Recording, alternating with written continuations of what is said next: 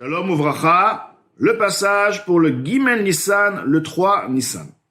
Ve'av shebishneem, et bien que dans les deux, c'est-à-dire le corps et la neshama, le souffle de vie, or echad shavé, se trouve une lumière égale, biprinat hester panim, en ce qui concerne le voilement de face, ou le vushim shavim, et des habits égaux.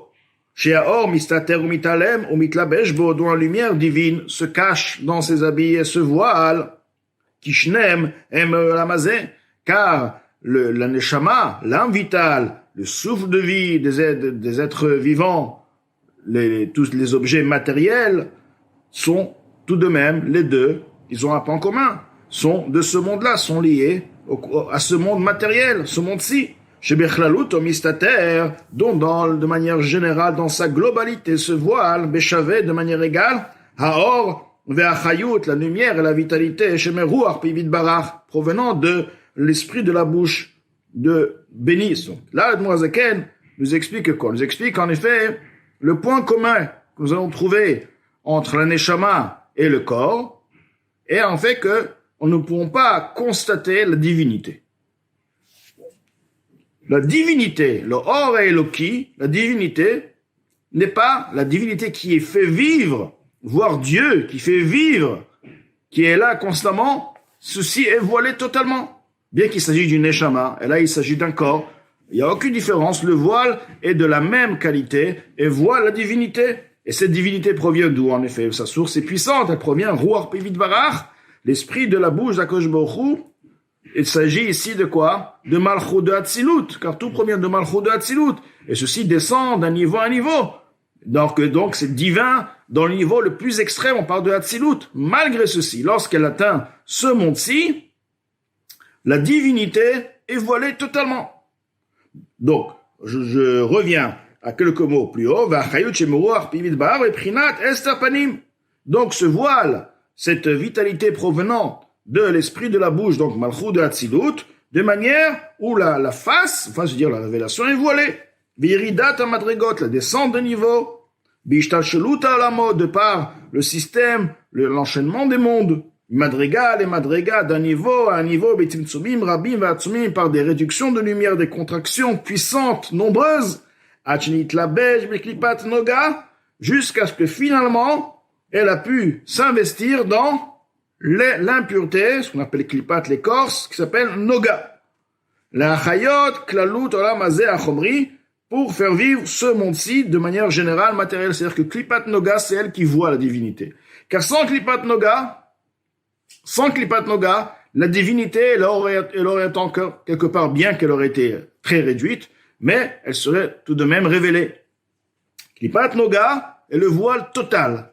Car c'est pourquoi on l'appelle klipat noga, une écorce, ça voile, comme l'écorce qui voile, qui cache le fruit.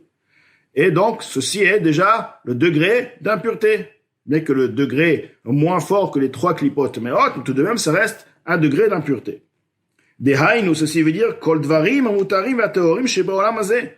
Klipat noga est à l'origine, de par elle, est influencée, tous sont influencés, tous les éléments permis et purs de ce monde-ci, ou mimena ve'al-yada, et de par elle, et de par son intermédiaire, mushpaim dvarim atmeim, sont aussi influencés les éléments, les choses impures, qui bechinat memutzat kinir tavlel, comme écrit plus haut que klipat noga est en effet l'intermédiaire pour influencer la vitalité aux 3 klipot meot. Et les 3 klipot meot vont eux influencer la vitalité aux éléments interdits, aux éléments impurs.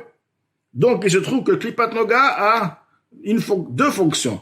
Une fonction, elle influence la vitalité dans ce monde-ci matériel, et elle voile totalement la divinité qu'elle influence. Donc, lorsque la lumière est là, l'élément est là, vie, on voit un objet matériel, on ne voit pas du tout qu'il y a une divinité, et le coût Dieu dans cet élément qui fait vivre la chose, et même cette vitalité n'est même pas révélée. Deuxièmement, elle a aussi pour but d'être l'intermédiaire, c'est par elle que la vitalité passe aux 3 klipot meot, et donc, ces klipot meot vont faire vivre tous les éléments impurs et interdits.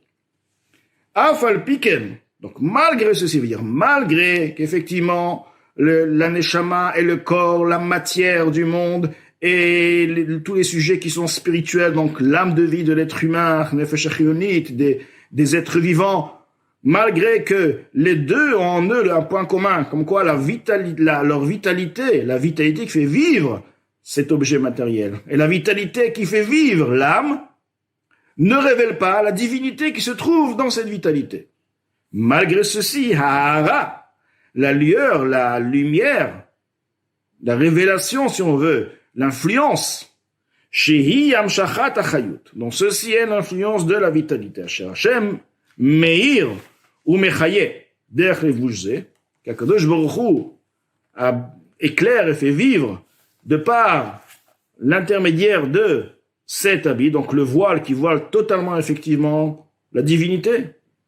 Ena shava bekulan n'est pas égal dans les deux. Effectivement, là, nous allons trouver une différence entre la vitalité qui fait vivre donc la neshama, l'âme, et la vitalité qui fait vivre les objets matériels, tous les éléments matériels, le physique. Biprinat tzimtzum veit pashtut, en ce qui concerne la réduction et la propagation. C'est-à-dire que de la même manière qu'on va pouvoir donner un exemple de, par exemple, une lumière qui est occultée, qui est voilée de par des voiles qui entourent donc cette lampe, par exemple.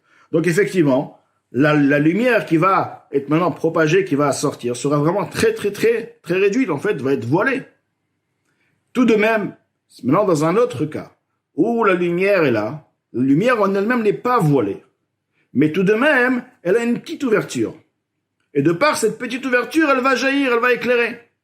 Donc là, effectivement, nous allons voir une différence entre si l'ouverture sera grande ou l'ouverture sera petite. Si c'est, par exemple, une grande fenêtre, il y aura beaucoup de lumière. Si, une petite fenêtre, donc il y aura moins de lumière. Mais la lumière en elle-même ne change pas. C'est la même lumière. Elle n'a pas été voilée. C'est seulement la quantité, si on veut, qui va changer. À l'opposé de ce qui vient donc d'être dit avant, que s'il s'agit là maintenant de voiler la lumière même, d'occulter, de couvrir la lumière, cette lumière est déjà d'une autre qualité. Donc là, la différence qui se fait lorsqu'il s'agit de la vitalité, comme Mozaken va expliquer plus tard, lorsqu'il s'agit de la vitalité qui fait vivre la neshama, effectivement, la divinité est voilée, mais tout de même, elle a un plus, car la propagation, si on veut la quantité de lumière, si on veut, on peut peut-être dire d'une certaine manière, de sorte, cette quantité-là, comme la grande fenêtre, elle est bien plus importante que celle qui est liée à la vitalité qui fait vivre les choses matérielles. Que là, pas seulement que la divinité n'est pas révélée, mais même la hitpashtut, la propagation de cette lumière, est vraiment voilée. Et ceci va jouer en quoi? Ceci va jouer par la suite, par rapport à l'être humain. C'est pourquoi les êtres vivants les êtres humains ont une sensation un peu spirituelle. Ils peuvent ressentir le spirituel. Il y a ce concept de ressentir le spirituel.